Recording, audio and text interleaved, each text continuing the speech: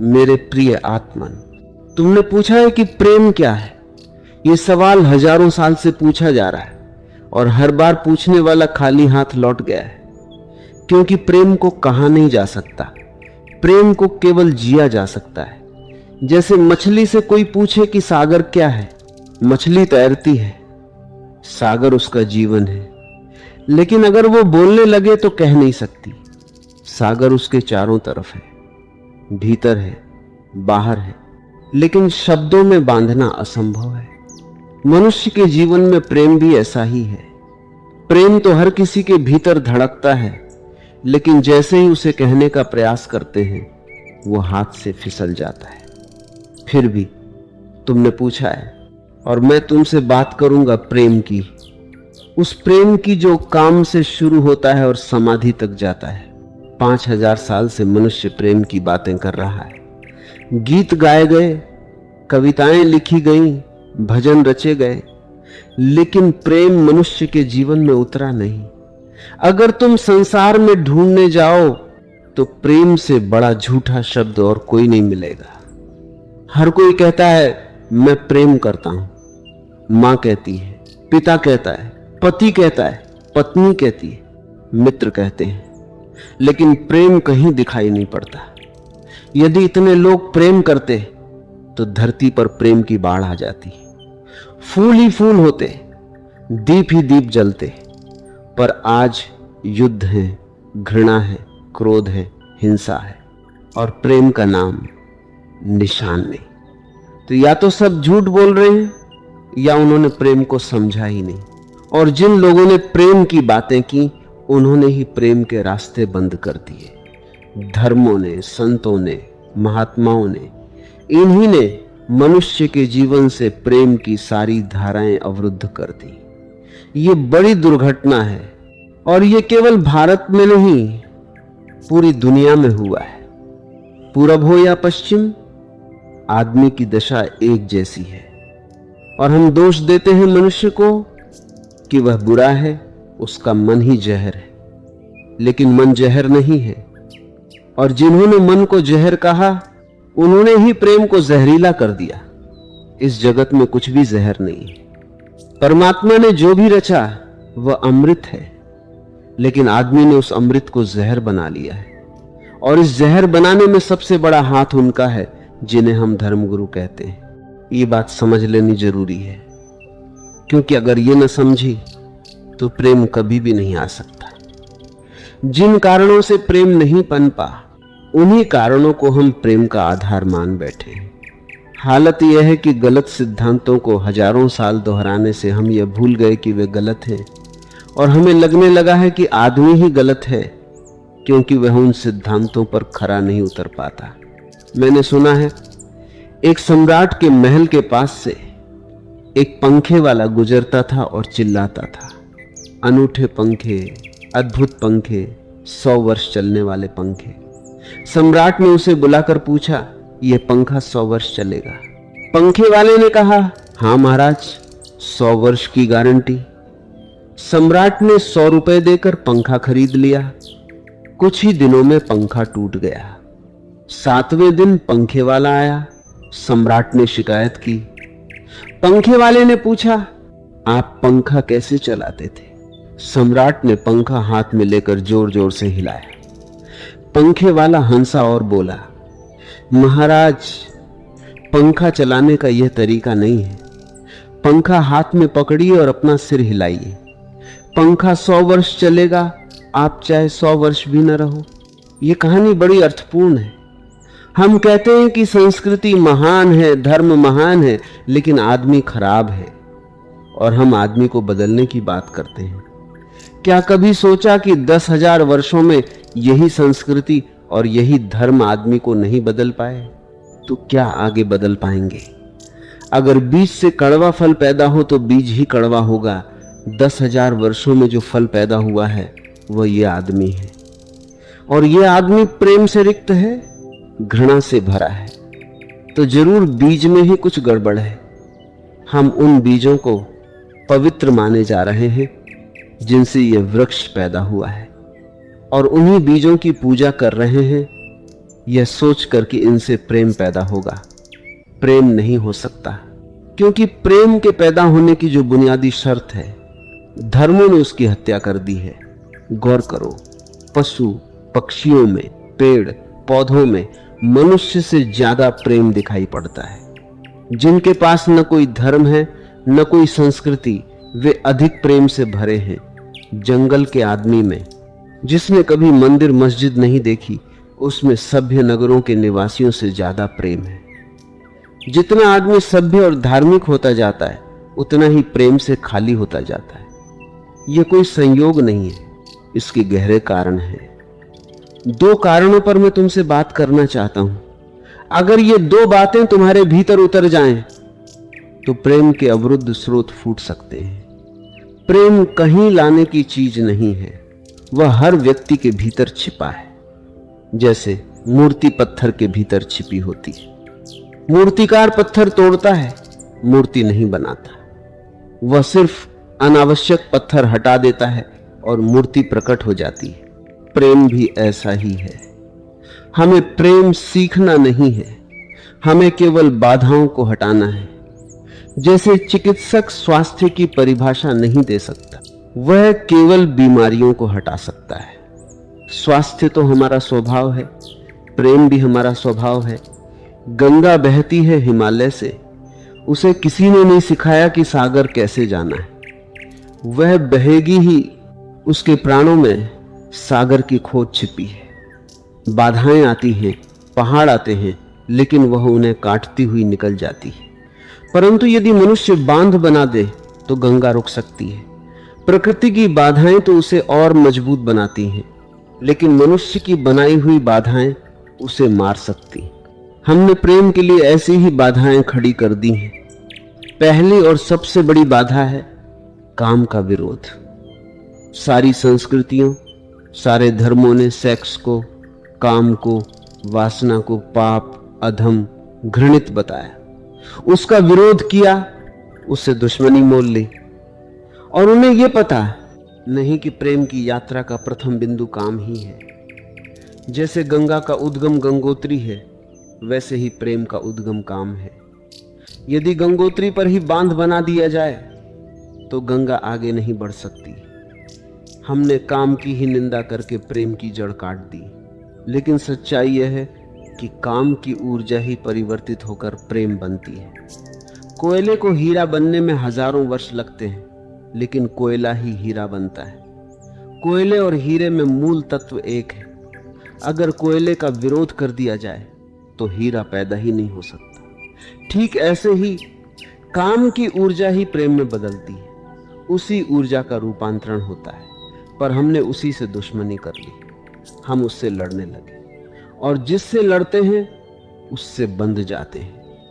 फकीर की कहानी तुमने सुनी होगी, जो कपड़ों से इतना बंध गया कि बार बार मुंह से निकल गया, कपड़े मेरे हैं।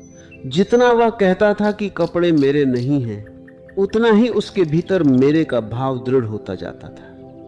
जिससे हम लड़ते हैं उससे हमारा संबंध और गहरा हो जाता है। जिसे हम छोड़ना चाहते हैं वही हमारा पीछा नहीं छोड़ता। इसलिए मैं कहता हूं, काम से लड़ना नहीं है, काम के साथ मैत्री स्थापित करनी है, उसे पवित्र दिव्य स्वीकार करना है। क्योंकि परमात्मा ने ही इस शक्ति को सृष्टि का मूल बिंदु बनाया है। यदि परमात्मा काम को पाप समझता तो वह सबसे बड़ा पापी होता। फूल खिलना, कोयल की कूक, मोर का नृत्य, ये सब काम की ही अभिव्यक्ति है। एक युवती का सुंदर होना, एक युवक का बलवान होना, ये सब काम की ही ऊर्जा है। सारा जीवन, सारी सृष्टि काम से ही स्पंदित है। और इसी काम को हमने पाप कहकर मनुष्य के मन में विष घोल दिया है। इस विरोध का परिणाम यह हुआ कि प्रेम तो दूर रहा, काम ही रुग्ण और विकृत हो गया। मनुष्य पशुओं से भी अधिक कामुक हो गया। पशु केवल लतुकाल में काम की ओर आकर्षित होता है। मनुष्य 24 घंटे काम के विचारों से ग्रस्त रहता है। उसके गीत, उसकी कविता, उसके चित्र, उसकी फिल्में सब काम के इर्द गिर्द घूमती हैं। उसका मन ही काम का घाव बन गया है। और इसके लिए जिम्मेदार कोई बुरे लोग नहीं, बल्कि तथाकथित सज्जन, संत, महात्मा है। उन्होंने काम को इतना दबाया कि वह विस्फोटक हो गया। उन्होंने उसे इतना छिपाया कि वह हर जगह रेंगने लगा। एक और कहानी सुनो। एक फकीर के पास एक सम्राट ने बहुमूल्य वस्त्र भेंट किए थे। उसने उन्हें संभाल कर रख दिया। एक दिन उसका बचपन का मित्र आया। फकीर कहीं जा रहा था। मित्र ने कहा, मैं भी चलूं, लेकिन मेरे कपड़े गंदे हैं, कुछ अच्छे कपड़े दे दो। फकीर ने वे बहुमूल्य वस्त्र निकालकर मित्र को दे दिए। मित्र ने पहन लिए तो राजा जैसा लगने लगा। फकीर के मन में ईर्ष्या पैदा हुई। वह सोचने लगा, ये कपड़े मेरे हैं और मैं फटे पुराने में दिख रहा हूं। वह मन ही मन लड़ने लगा। उसने दृढ़ संकल्प किया कि कपड़ों की बात नहीं करूंगा, लेकिन जितना वह संकल्प करता उतना ही मेरे कपड़े का भाव मजबूत होता। वह मित्र के साथ एक घर में गया। वहां उसने कहा, मेरे मित्र हैं, बचपन के रह गए कपड़े मेरे हैं। उसका मुंह से निकल गया। उसने फिर कसम खाई, फिर भी निकल गया। तीसरी बार उसने प्राणों को कस लिया, पर फिर भी उसके मुंह से निकल ही गया। यह है दबाने का परिणाम। जिसे हम दबाते हैं वह और जोर से बाहर आता है। हमने काम के साथ भी ऐसा ही किया है। उसे दबाया, उससे लड़े, उसे पाप घोषित किया। परिणाम यह है कि काम हमारे जीवन का एकमात्र केंद्र बन गया। हम उससे मुक्त न हो सके और प्रेम का विकास भी न हो सका। यदि हम काम को सहज स्वीकार कर लें, उसकी पवित्रता को पहचान लें, तो वही ऊर्जा धीरे धीरे प्रेम में परिवर्तित होने लगती है। काम को स्वीकार करने का अर्थ यह नहीं कि उसमें लिप्त रहो, बल्कि यह कि उसे दबाओ मत, उससे भागो मत, उसे समझो। जैसे कोयला दबाव और गर्मी से हीरा बनता है, वैसे ही काम की ऊर्जा जब स्वीकृति और समझ के दबाव से गुजरती है तो वह प्रेम के हीरे में बदल जाती है। प्रेम की दूसरी बड़ी बाधा है अहंकार, मैं का भाव। यह मैं एक दीवार है जो हमें दूसरे से अलग करती है। जब तक मैं है तब तक तुम भी है, और जब तक मैं और तुम के बीच दूरी है तब तक प्रेम नहीं हो सकता। प्रेम तो एकात्म का अनुभव है। जब दो व्यक्तियों के बीच की दीवार गिर जाती है, जब वे एक हो जाते हैं, तो प्रेम का जन्म होता है। यह एकात्मता केवल तभी संभव है जब मैं मिट जाए। मैं क्या है? नागसेन ने राजा मिलिंद को समझाया था। राजा ने पूछा, आप कहते हैं नागसेन नाम का कोई नहीं है, तो फिर यहां कौन आया है? नागसेन ने रथ का उदाहरण दिया है। उन्होंने रथ के सभी अंग अलग अलग कर दिए, पहिए, डंडे, घोड़े, और पूछा, रथ कहाँ है? राजा को समझ में आया कि रथ केवल अंगों का एक जोड़ है, उसका कोई अलग अस्तित्व नहीं। ठीक वैसे ही हमारा मैं भी केवल शरीर, मन, भावनाओं का एक संग्रह है। अगर हम भीतर खोजें तो मैं कहीं नहीं मिलता है केवल एक शून्य, एक खालीपन, और यही शून्य प्रेम का द्वार है, क्योंकि शून्य ही शून्य से मिल सकता है। दो पत्थर कभी एक नहीं हो सकते, दो लहरें मिल सकती हैं। जब हम अपने भीतर के शून्य को पहचान लेते हैं तो दूसरे के शून्य से मिलने में कोई बाधा नहीं रहती।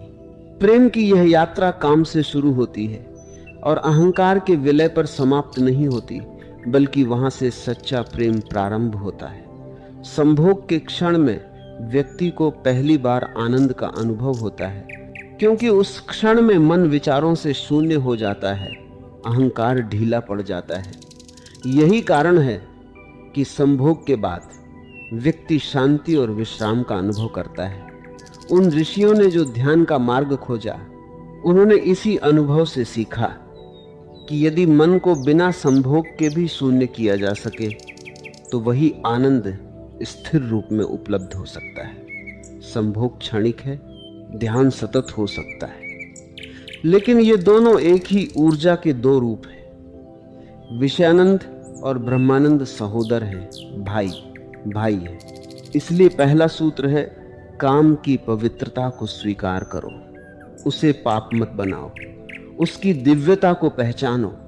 जितना अधिक स्वीकार करोगे उतना ही काम तुमसे मुक्त होता जाएगा। स्वीकृति ही मुक्ति है। दूसरा सूत्र है, अहंकार को गिरने दो, मैं की दीवार को ढहने दो। यह दीवार तुमने अपने हाथों खड़ी की है, तुम ही गिरा सकते हो। और जब यह दीवार गिरती है तो प्रेम की गंगा बिना किसी रुकावट के बहने लगती है। मैं तुम्हें एक और कहानी सुनाता हूं। एक वृक्ष था, बहुत बड़ा, विशाल। उसकी शाखाएं आकाश में फैली थीं। उस पर फूल आते, फल लगते, पक्षी आते, तितलियां उड़ती। एक छोटा लड़का रोज उसकी छाया में खेलने आता। वृक्ष को उस लड़के से बहुत प्रेम हो गया। वह अपनी शाखाएं नीचे झुकाता ताकि लड़का फल तोड़ सके, फूल तोड़ सके। लड़का बड़ा हुआ तो वृक्ष पर चढ़ने लगा, शाखाओं से झूलने लगा। वृक्ष आनंदित होता। फिर लड़का और बड़ा हुआ, उसे महत्वाकांक्षा हुई, रुपयों की जरूरत पड़ी। वृक्ष के पास रुपए नहीं थे। उसने कहा, मेरे फल ले जा, बेचकर रुपए कमा ले। लड़के ने सारे फल तोड़ लिए, शाखाएं भी तोड़ डाली। वृक्ष टूटा, पर आनंदित था कि उसका प्रेम स्वीकार हुआ। बहुत दिन बीते, लड़का जवान हो गया। वह आया और बोला, मुझे मकान चाहिए। वृक्ष ने कहा, मेरी शाखाएं काट ले, मकान बना ले। उसने कुल्हाड़ी से सारी शाखाएं काट ली। वृक्ष ठूंठ रह गया, फिर भी आनंदित। फिर बहुत समय बीता। वह लड़का अब बूढ़ा हो गया था। एक दिन वह फिर आया।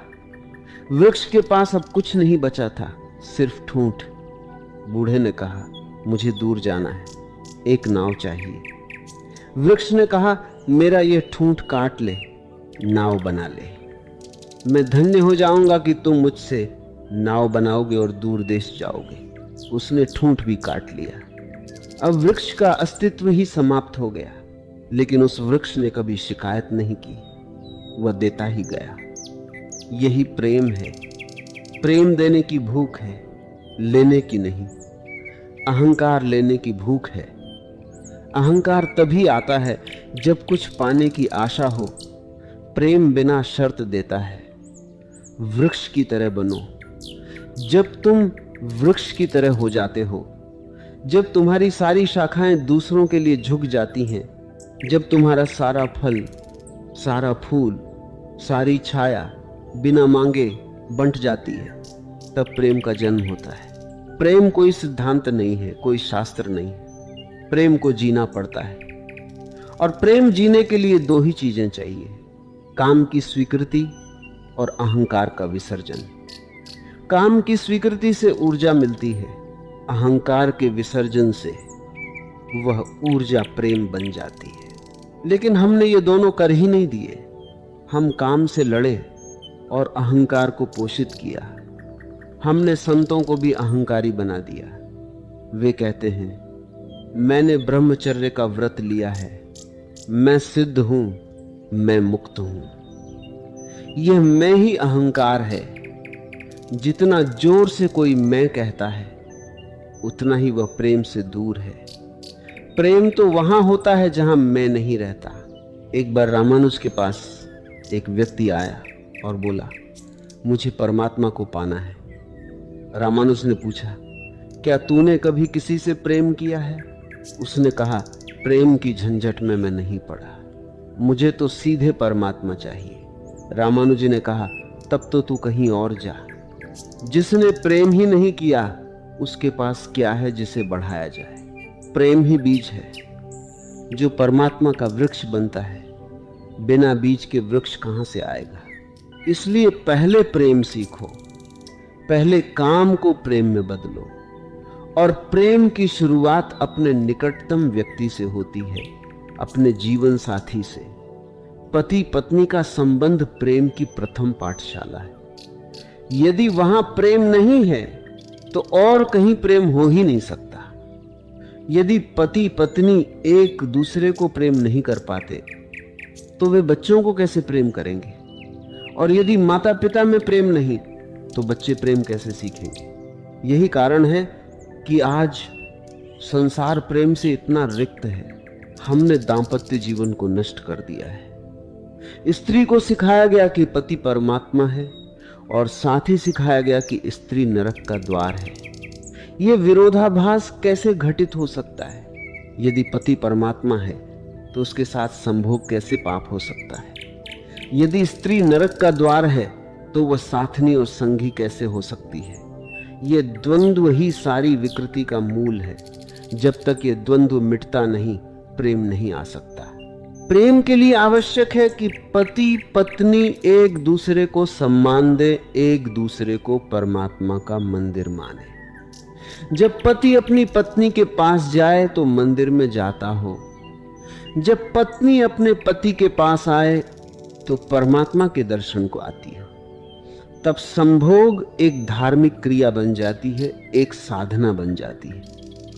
तब वहां प्रेम का जन्म होता है और वह प्रेम धीरे धीरे सारे जीवन को आच्छादित कर लेता है। मैंने कहा, काम की स्वीकृति और अहंकार का विसर्जन, ये दोनों एक साथ घटित हो सकते हैं और एक दूसरे को सहायता देते हैं। जब तुम काम को पवित्र मानने लगते हो तो अहंकार कमजोर पड़ता है। जब अहंकार कमजोर पड़ता है तो काम की ऊर्जा अधिक सहजता से प्रवाहित होती है और इस प्रवाह में ही प्रेम का स्पंदन पैदा होता है। प्रेम कोई वस्तु नहीं है कि तुम उसे पकड़ सको, वह तो एक दशा है, एक अवस्था है। जैसे सुबह सूरज उगता है तो प्रकाश फैल जाता है, तुम प्रकाश को पकड़ नहीं सकते, लेकिन वह है। वैसे ही जब भीतर की बाधाएं हट जाती हैं तो प्रेम प्रकट हो जाता है।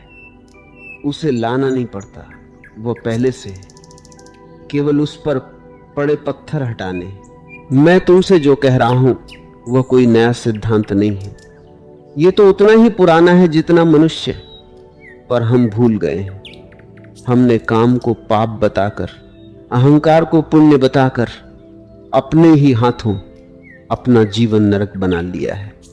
अब समय आ गया है कि हम जागें। अब समय आ गया है कि हम देखें कि प्रेम का मार्ग कहाँ अवरुद्ध है, और वह अवरोध कहीं बाहर नहीं, हमारे अपने भीतर है, हमारी धारणाओं में, हमारे संस्कारों में, हमारी शिक्षा में। बच्चों को जब सेक्स के बारे में बताया जाता है तो उनके मन में यह बैठा दिया जाता है कि यह गंदा है, ये पाप है। फिर वे बड़े होते हैं, शादी करते हैं और उन्हें अपने जीवन साथी के साथ वही करना होता है जिसे वे पाप समझते हैं। ये कैसे संभव है कि पाप करते हुए प्रेम पैदा हो? पाप करते हुए तो अपराध बोध पैदा होता है, घृणा पैदा होती है, भय पैदा होता है। प्रेम तो केवल तभी पैदा हो सकता है जब वह क्रिया पवित्र हो, दिव्य हो, ईश्वरीय हो। इसलिए मैं कहता हूं, सबसे पहले काम को दिव्य घोषित करो। यह कोई निंदनीय कर्म नहीं, यह सृष्टि की सबसे गहरी शक्ति है। यह वही शक्ति है जिससे परमात्मा ने यह सारा संसार रचा है। इस शक्ति का सम्मान करो, इसका आदर करो, और जब तुम सम्मान से, श्रद्धा से काम में उतरोगे तो वह तुम्हें प्रेम की ओर ले जाने लगेगा। और दूसरी बात, अपने अहंकार को देखो। तुम कौन हो? क्या यह शरीर तुम हो? क्या यह मन तुम हो? क्या यह नाम तुम हो? इन सब के पीछे जो तुम हो वह तो शून्य है। उस शून्य को पहचानो। जब तुम अपने शून्य को पहचान लेते हो तो तुम दूसरे के शून्य से मिलने को तैयार हो जाते हो। तब दीवारें गिर जाती हैं और प्रेम की गंगा बह निकलती है। प्रेम का अनुभव ही व्यक्ति को धर्म की ओर ले जाता है। धर्म मंदिर में नहीं मिलता, मस्जिद में नहीं मिलता, किताबों में नहीं मिलता। धर्म तो प्रेम की गहराई में मिलता है। जब तुम किसी से इतना प्रेम करते हो कि तुम स्वयं भूल जाते हो, तब परमात्मा की झलक मिलती है। और जब यही प्रेम सारे अस्तित्व के प्रति फैल जाता है, तब समाधि घटित होती है। समाधि का द्वार संभोग से होकर गुजरता है। यह बात बड़ी क्रांतिकारी है, इसलिए संत लोग इसे छिपाते रहे। वह कहते थे कि संभोग पाप है, उससे भागो। लेकिन जो भागे वह कभी समाधि तक नहीं पहुंचा। जिसने संभोग को समझा, उसी ने समाधि का रास्ता खोजा। तांत्रिकों ने यही किया। उन्होंने कहा, संभोग से भागो मत, संभोग को साधन बनाओ, उसी ऊर्जा को ऊपर उठाओ, उसी को ध्यान में बदलो। और यह संभव है। जब दो प्रेमी संभोग में लीन होते हैं तो एक क्षण ऐसा आता है जब मन शून्य हो जाता है, विचार नहीं रहते, केवल शुद्ध ऊर्जा का प्रवाह रहता है। उसी क्षण को पकड़ो, उसी को गहरा करो, उसी शून्य को जीवन के अन्य क्षणों में भी ले आओ।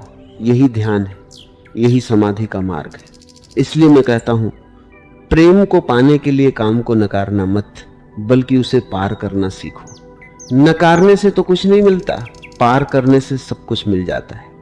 और पार करने का अर्थ है काम की ऊर्जा को समझना, उसका सम्मान करना और उसे धीरे धीरे ऊर्ध्वगामी बनाना। जैसे कोयला हीरा बन जाता है, वैसे ही काम प्रेम बन जाता है और प्रेम समाधि बन जाता है। यह यात्रा हर व्यक्ति के लिए संभव है।